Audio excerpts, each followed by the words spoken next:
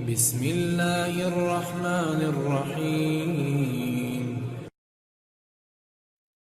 دیکھنے والے سبھی ناظرین کو دل کی گہرائیوں سے خوش آمدید اور خلوص بھرا سلام۔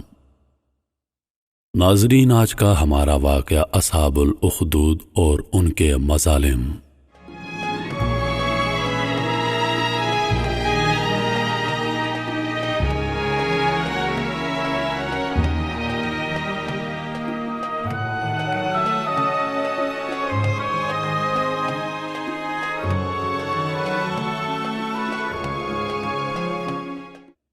اصحاب الاخدود کے بارے میں مفسرین کا اختلاف ہے کہ یہ کون لوگ تھے اور ان کا اصل واقعہ کیا تھا۔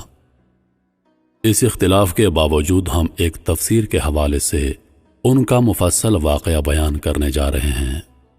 اس بارے میں حضرت صہیب رضی اللہ عنہ سے روایت ہے کہ اگلی امتوں میں ایک بادشاہ تھا جو خدائی کا دعویٰ کرتا تھا اور ایک جادوگر اس کے دربار کا بہت ہی مقرب تھا۔ ایک دن جادوگر نے بادشاہ سے کہا کہ میں اب بوڑھا ہو چکا ہوں، لہٰذا تم ایک لڑکے کو میرے پاس بھیج دو تاکہ میں اس کو اپنا جادو سکھا دوں۔ چنانچہ بادشاہ نے ایک ہوشیار لڑکے کو جادوگر کے پاس بھیج دیا۔ لڑکا روزانہ جادوگر کے پاس آنے جانے لگا، لیکن راستے میں ایک ایماندار راہب رہتا تھا۔ لڑکا ایک دن اس راہب کے پاس بیٹھا تو اس کی باتیں لڑکے کو بہت پسند آ گئیں۔ چنانچہ لڑکا جادوگر کے پاس آنے جانے میں روزانہ راہب کے پاس بھی بیٹھنے لگا۔ ایک دن لڑکے نے دیکھا کہ ایک بہت بڑا اور مہیب جانور انسانوں کا راستہ روکے ہوئے ہے۔ لڑکے نے یہ منظر دیکھ کر اپنے دل میں کہا کہ آج یہ ظاہر ہو جائے گا کہ جادوگر افضل ہے یا راہب۔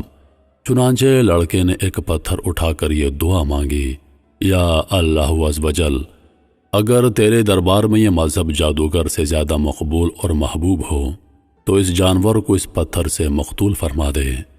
یہ دعا کر کے لڑکے نے جانور کو اس پتھر سے مار دیا تو یہ بہت بڑا جانور ایک چھوٹے سے پتھر سے قتل ہو کر مر گیا اور لوگوں کا راستہ کھل گیا۔ لڑکے نے راہب سے یہ پورا واقعہ بیان کیا تو راہب نے کہا کہ اے لڑکے، خدا عز وجل کے دربار میں تیرا مرتبہ بلند ہو گیا ہے، لہٰذا تو ان قریب امتحان میں ڈالا جائے گا، اس لیے کسی کو میرا پتہ نہ بتانا اور امتحان کے وقت صبر کرنا۔ اس کے بعد یہ لڑکا اس قدر صاحب کرامت ہو گیا کہ اس کی دعاؤں سے مادرزاد اندھے اور کوڑی شفا پانے لگے۔ رفتہ رفتہ بادشاہ کے دربار میں اس کا چرچا ہونے لگا تو بادشاہ کا ایک بہت ہی مقرب ہم نشین جو اندھا ہو گیا تھا، اس لڑکے کے پاس بہت سے ہدیے اور تحائف لے کر حاضر ہوا اور اپنی بصارت کے لیے دعا کا طالب ہوا۔ لڑکے نے کہا اگر تو اللہ پر ایمان لائے تو میں تیرے لیے دعا کروں گا۔ چنانچہ وہ ایمان لایا اور لڑکے نے اس کے لیے دعا کر دی، فوراً اس کی آنکھیں ٹھیک ہو گئیں اور بادشاہ کے دربار میں گیا تو بادشاہ نے پوچھا کہ تمہاری آنکھوں میں بصارت کیسے آ گئی؟ تو مقرب ہم نشین نے کہا کہ میرے رب نے مجھے بصارت عطا فرما دی ہے۔ بادشاہ نے غضبناک اور کہا کیا میرے سوا بھی تمہارا کوئی رب ہے؟ اس نے کہا ہاں، اللہ تعالیٰ میرا اور تیرا دونوں کا رب ہے۔ بادشاہ نے اس کو طرح طرح کی سزائیں دے کر پوچھا کس نے تجھے یہ بتا دیا؟ اس نے اس لڑکے کا نام بتا دیا۔ پھر بادشاہ نے لڑکے کو قید کر کے اس کو اس قدر مارا پیٹا کہ اس نے راہب کا نام بتا دیا۔ بادشاہ نے راہب کو گرفتار کر کے اس سے کہا تم اپنے عقیدے کو چھوڑ دو، مگر راہب نے صاف انکار کر دیا کہ میں اپنے اس عقیدے پر آخری دم تک قائم رہوں گا۔ یہ سن کر بادشاہ آگ بگولا ہو گیا اور اس نے راہب کے سر پر آرا چلوا کر اس کے 2 ٹکڑے کر دیے۔ اس کے بعد بادشاہ نے اپنے مقرب ہم نشین کے سر پر بھی آرا چلوا دیا۔ پھر لڑکوں کو سپاہیوں کے سپرد کیا اور حکم دیا اس کو پہاڑ کی چوٹی پر چڑھا کر اوپر سے نیچے لڑکا دو۔ لڑکے نے پہاڑ پر چڑھ کر دعا مانگی تو ایک زلزلہ آیا اور بادشاہ کے سپاہی زلزلے کے جھٹکوں سے ہلاک ہو گئے اور لڑکا سلامتی کے ساتھ پھر بادشاہ کے سامنے آ کر کھڑا ہو گیا۔ بادشاہ نے غیظ و غضب بھر کر حکم دیا اس لڑکے کو کشتی میں بٹھا کر سمندر میں لے جاؤ اور سمندر کی گہرائی میں لے جا کر اس کو سمندر میں پھینک دو۔ چنانچہ بادشاہ کے سپاہی اس کو کشتی میں بٹھا کر لے گئے۔ پھر جب لڑکے نے دعا مانگی تو کشتی غرق ہو گئی اور سب سپاہی ہلاک ہو گئے۔ لڑکا صحت و سلامتی کے ساتھ بادشاہ کے سامنے آ کر کھڑا ہو گیا۔ بادشاہ حیران رہ گیا۔ پھر لڑکے نے بادشاہ سے کہا کہ مجھے اللہ کی طرف سے بتایا گیا ہے کہ مجھ کو شہید صرف ایک ہی صورت میں کیا جا سکتا ہے کہ تو مجھ کو سولی پر لٹکا کر اور یہ پڑھ کر مجھے تیر مارو کہ بسم اللہ رب الغلامی۔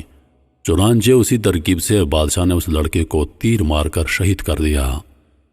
لڑکے کا اپنی شہادت کا طریقہ بتانے میں بھی ایک حکمت تھی کہ لوگ اس بات کو جان کر اللہ پر ایمان لے آئیں گے۔ اس کی شہادت کا منظر دیکھ کر ہزاروں کے مجمع نے بلند آواز سے اعلان کرنا شروع کر دیا کہ ہم اس لڑکے کے دین پر ایمان لے آئے۔ بادشاہ غصے میں بوکھلا گیا اور اس نے گڑھا کھدوا کر اس میں آگ جلوائی۔ جب آگ کے شعلے خوب بلند ہونے لگے تو اس نے ایمانداروں کو پکڑوا کر اس آگ میں ڈالنا شروع کر دیا، یہاں تک کہ 77 مومنین کو اس آگ میں جلا ڈالا۔ آخر میں ایک ایمان والی عورت اپنے بچے کو گود میں لے کر آئی، اور جب بادشاہ نے اس کو آگ میں ڈالنے کا ارادہ کیا تو وہ کچھ گھبرا گئی۔ اس کے دودھ پیتے بچے نے کہا، اے میری ماں صبر کر، تو حق پر ہے۔ بچے کی آواز سن کر اس کی ماں کا جذبہ ایمانی بیدار ہو گیا اور وہ مطمئن ہو گئی۔ پھر ظالم بادشاہ نے اس مومنہ کو اس کے بچے کے ساتھ آگ میں پھینک دیا۔ بادشاہ اور اس کے ساتھی خندق کے کنارے مومنین کے آگ میں جلنے کا منظر کرسیوں پر بیٹھ کر دیکھ رہے تھے اور اپنی کامیابی پر خوشی منا رہے تھے اور کہکہے لگا رہے تھے۔ ایک دم قہر الہی نے ظالموں کو اپنی گرفت میں لے لیا۔ وہ اس طرح کے خندق کی آگ کے شعلے اس قدر بھڑک کر بلند ہو گئے کہ بادشاہ اور اس کے ساتھیوں کو آگ نے اپنی لپیٹ میں لے لیا، اور سب کے سب لمحے بھر میں جل کر راکھ کا ڈھیر ہو گئے، اور باقی تمام دوسرے مومنین کو اللہ تعالیٰ نے کافر اور ظالم بادشاہ کے شر سے بچا لیا۔ اس واقعے کو اللہ تعالیٰ نے قرآن مجید میں ان لفظوں کے ساتھ بیان فرمایا ہے، کھائی والوں پر لعنت ہو، وہ اس بھڑکتی آگ والے جب اس کے کناروں پر بیٹھے تھے اور وہ خود گواہیں جو کچھ مسلمانوں کے ساتھ کر رہے تھے۔ اس واقعے سے یہ ہدایت کا سبق ملتا ہے کہ عموماً خدا کی طرف سے امتحان ہوا کرتا ہے، اور بوقت امتحان مومنوں کا بلاؤں اور مصیبتوں پر صابر اور شاکر رہنا ہی اس امتحان کی کامیابی ہے۔